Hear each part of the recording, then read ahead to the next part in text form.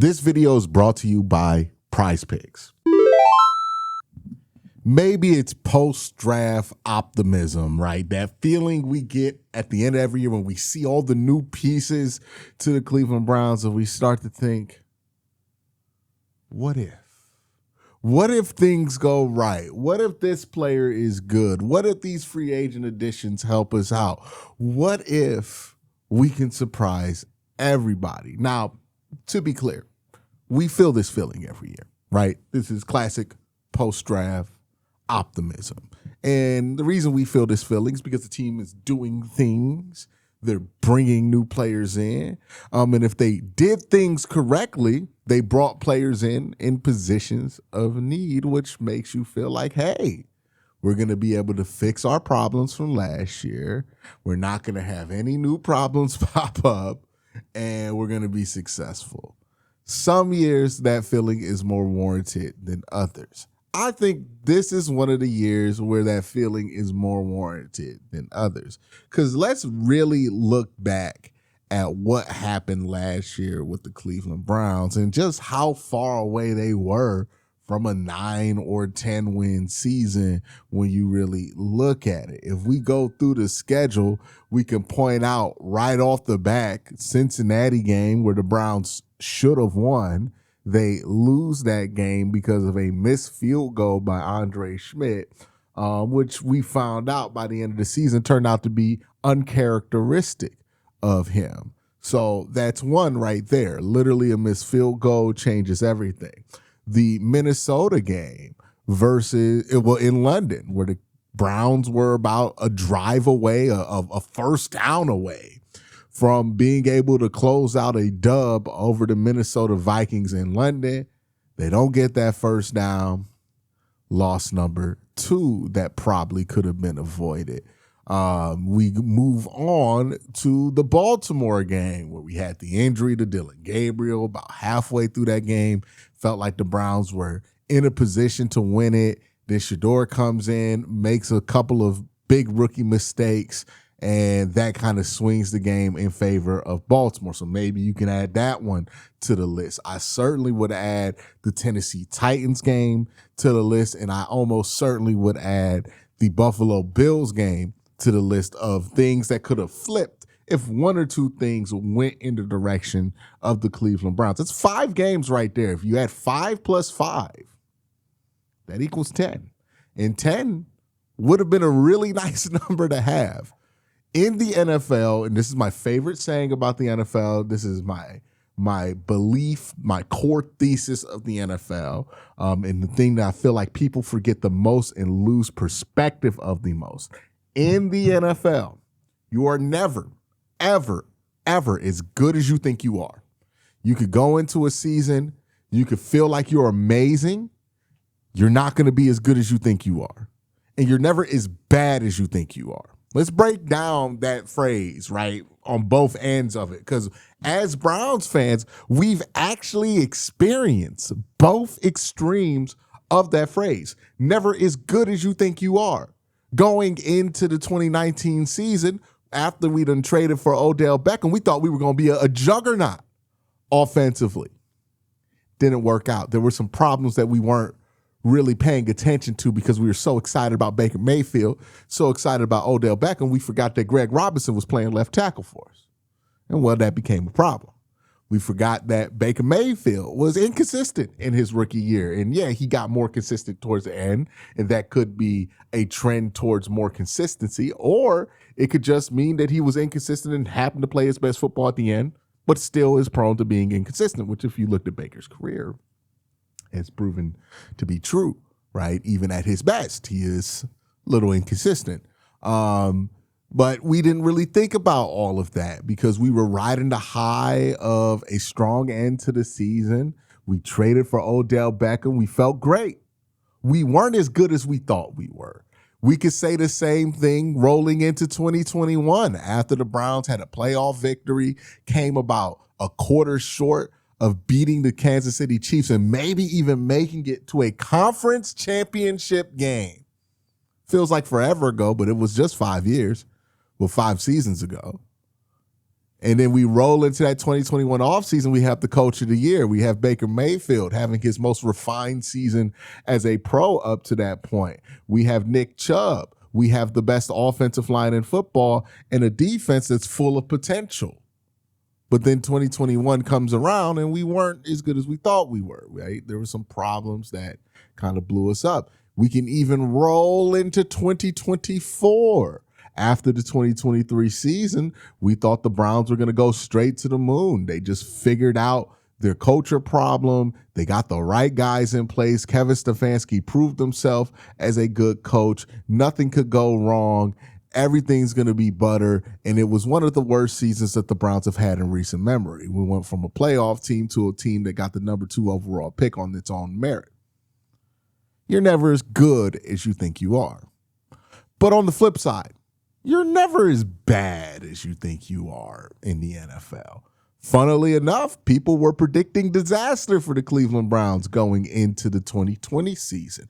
The pandemic was just shortened the amount of time that Kevin Stefanski was going to have to work with that offense. He had to deal with a condensed schedule, a condensed training camp schedule, a condensed classroom schedule when it came to what he could do off the field with these guys. The odds were stacked against the 2020 Cleveland Browns, but the 2020 Cleveland Browns had the best season in recent memory that any Browns team has had. The same can be said for the 2023 Browns that won 11 games.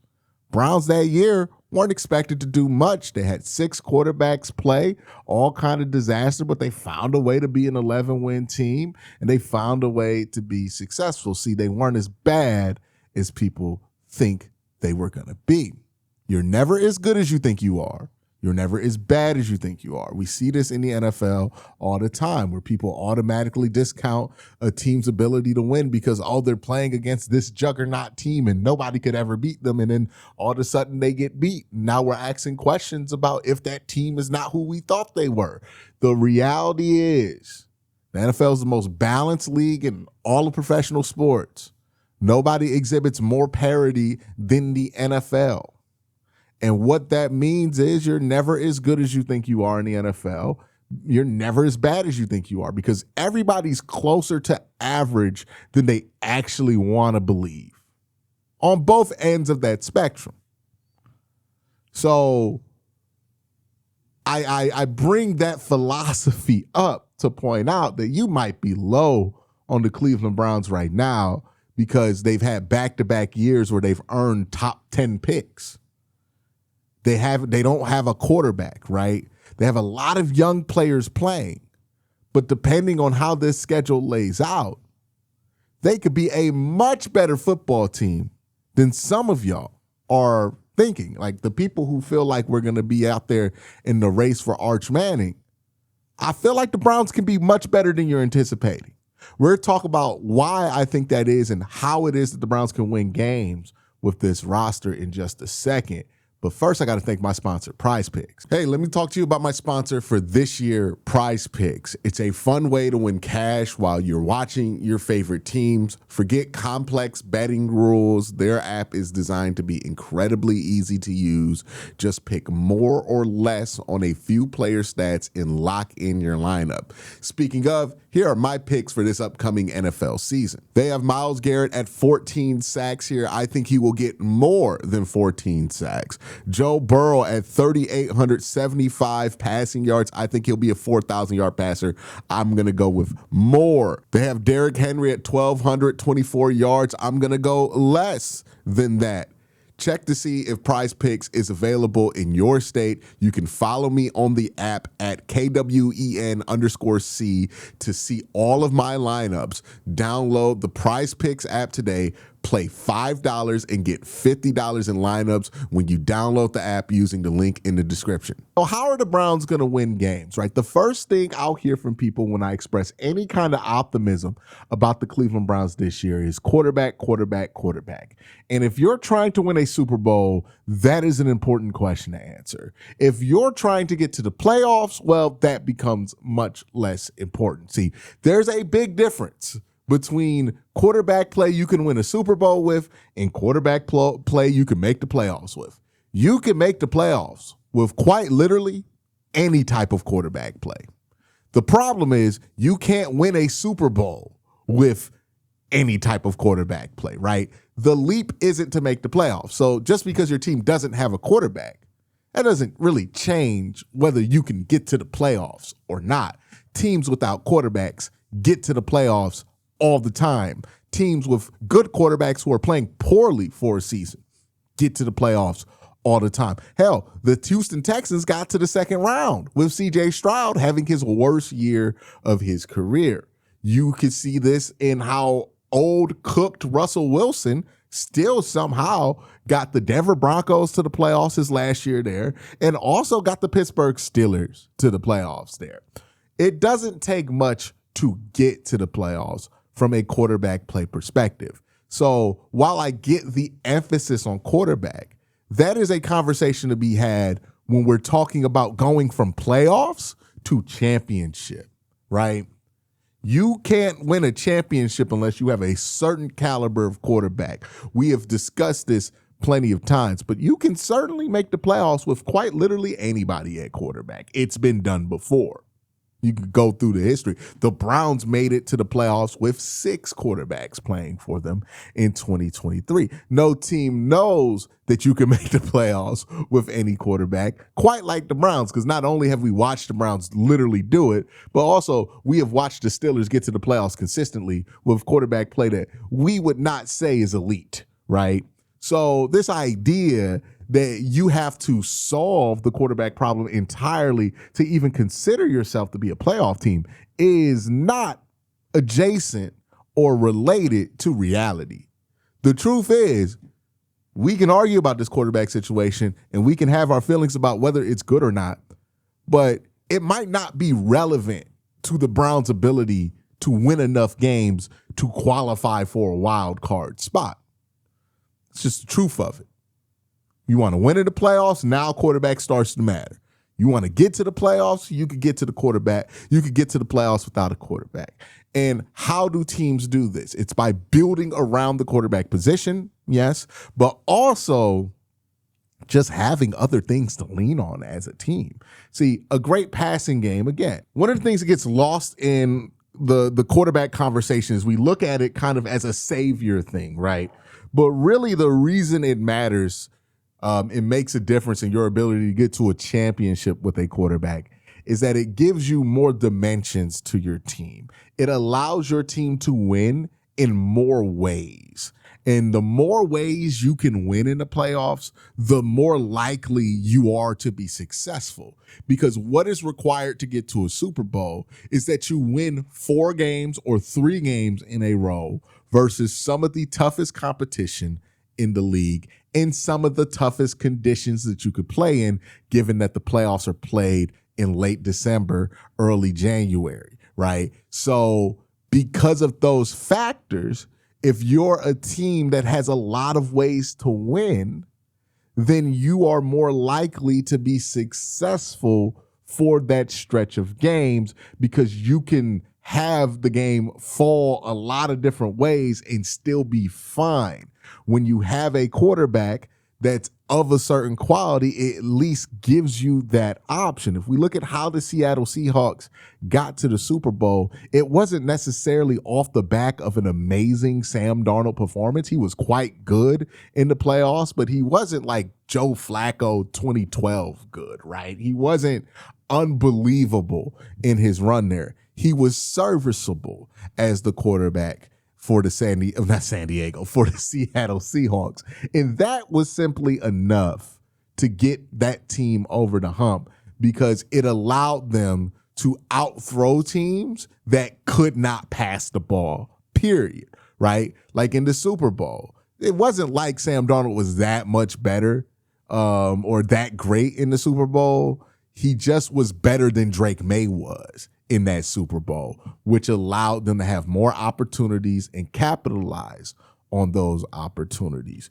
You want to be able to win a football game with your ground game. You want to be able to win a football game with your defense. And eventually, the odds are is that you're going to have to win a football game because you can win in a back and forth scoring battle with another team, which typically relies on having a quarterback. You don't have to be the greatest quarterback in the world, but you do have to be capable of it to win a championship. You want a lot of different ways to win. So if you're the Browns, you have to ask yourself, what ways are we building to win right now? Last year, the reason they didn't win many games is because they were a one-dimensional football team. The Cleveland Browns were only capable of winning games one way last year, and that one way was with defense. If the Browns could not win a game off pure defensive effort, they weren't going to win that game. And when you can only win a game by doing one thing, you're probably going to be in the single digits, no matter how good at that one thing you are. I think the Browns were probably in the running for the best defense in the NFL last year, especially when you factor in the fact that their offense was historically awful, yet they were putting out such good numbers defensively. But that's a whole nother topic for a whole nother day. The Browns defense could be elite, could be the best defense you've ever seen, but if it's the only thing that they have to offer, they're not going to be able to win that many games. You need two ways to beat teams in order to make the playoffs. And I'm going to argue here that the Browns might have developed that second way to beat teams, their run game. As much noise as the Todd Monken hire has brought to the quarterback position, as much noise as the debate around the draft has brought to the quarterback position, I think that has caused us to lose perspective that that's not going to be the focus of the offense. Yes, you're going to throw the ball. Yes, you're going to use the quarterback during the season. But do you really think that the focal point of the offense is going to be built around the only position on the offense that currently is debating who's going to start for them? I don't think so. I think the heart of this team, and you can tell from the decisions that Todd Monken himself has made, is going to be about the run game. Here's why I think that. One, look at the offensive coordinator that Todd Monken brought in. He was the run game coordinator for the Baltimore Ravens, and he's widely credited with being able to bring Greg Roman's run offense into the modern age. And if you know anything about Greg Roman's offense, you would know that it's extremely run heavy. It is one of the most run heavy offenses in the NFL. So they're bringing over a Greg Roman disciple almost to kind of run this offense with Todd Monken. If you look at what Todd Monken did in Baltimore, he focused much more on the ground game than he did in his other stops. Hell, if you look at what he did at Georgia, the difference between his last year in Cleveland versus when he went to college and when he went to Baltimore is he learned to kind of lean on the run game a lot more. Then you look at the roster. Elgin Jenkins at guard. What's that there for? That's to move people in the run game. Spencer Fano, number 9 pick overall. What's he best at? Moving people in the run game. Zion Johnson, what's he best at? Getting out in space and moving people in the run game. Titus Howard, what's he best at? Run blocking. All of the guys that they have brought in, yeah, they're solid pass blockers in their own right, no doubt about it, but their focus is the run game. Not a coincidence, man. Definitely not a coincidence. The Browns want to run the football. The Browns want to build a run game. Quincy Judkins, one of your standout players from last year, he's going to be the starting running back for this football team. Also, I would like to point out, don't think it's a coincidence that the one coach from the offensive staff that they kept from last year, what position does he coach? Say it with me. Running back. See, that's going to be the focus of this team. As much as we're going to argue during the summer about who's starting Deshaun Watson or Shedeur Sanders, that competition is to win a supporting role in this offense because the main role is going to be the run game and whatever they can run off of that run game to Harold Fannin, to the wide receivers that they drafted. Again, they're going to throw the ball. They're going to try to stay balanced. They're not going to get outside of a 60-40 split when it comes to pass and run. But they're definitely going to run that ball a lot. That's definitely going to be the focus of this team. And if the Browns can run the ball successfully and they can maintain the quality of defense that they had last year, let's not even say they could get slightly worse, but if they maintain around the range of the defense that they had last year and they're able to run the ball, That gives them two ways to win football games. And I will argue right here till I'm blue in the face that if the Browns were able to run the football last year, they would have won 9 games, right? I don't know. You could argue the Cincinnati one. You can argue the Ravens one. But they would have beaten the Tennessee Titans. They would have won that Buffalo game. I think they would have won the Cincinnati game, the first Cincinnati game as well. And I think they would have won the Minnesota game, right? If the Browns just simply had a functional ability to run the football, that would have been theirs.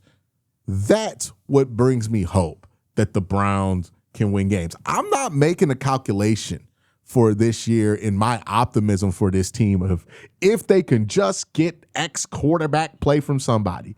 I am assuming that the quarterback play is probably not going to be very good this year. I think that's the assumption that we have to work with. We can't hope for a resurgence from Deshaun Watson when that's fallen flat for a number of years now. If it happens, we'll be surprised by it, and that's fine.